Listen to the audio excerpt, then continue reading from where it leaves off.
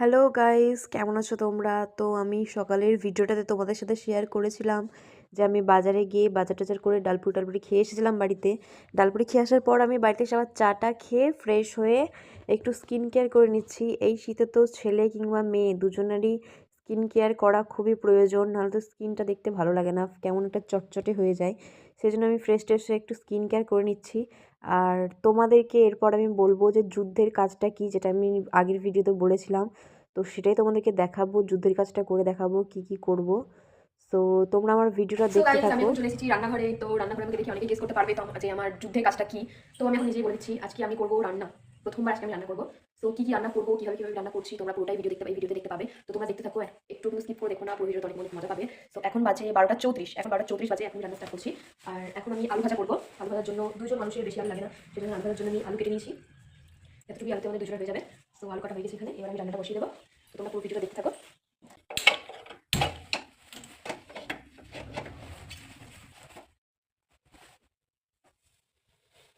কতটা তেল দেবো বুঝতে পারছি না, যতটা দিলাম।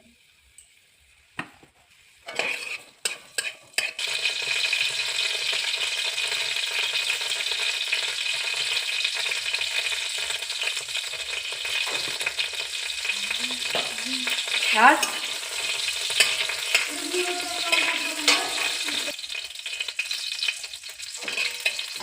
কাঁচা লঙ্কা দিব না, কাঁচা লঙ্কা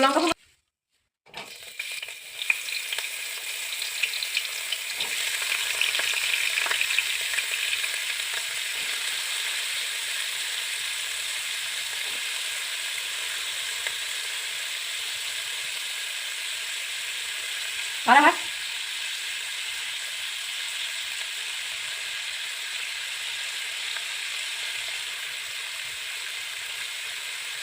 আরেকটু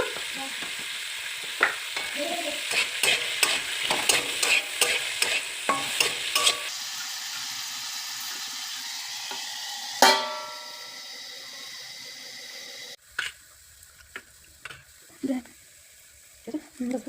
দিও না, পেঁয়াজ পেস্ট কাটিয়ে দেওয়ার জন্য আর দিও ওকে, ঠিক আছে। আর একটু লাগবে, ঠিক আছে।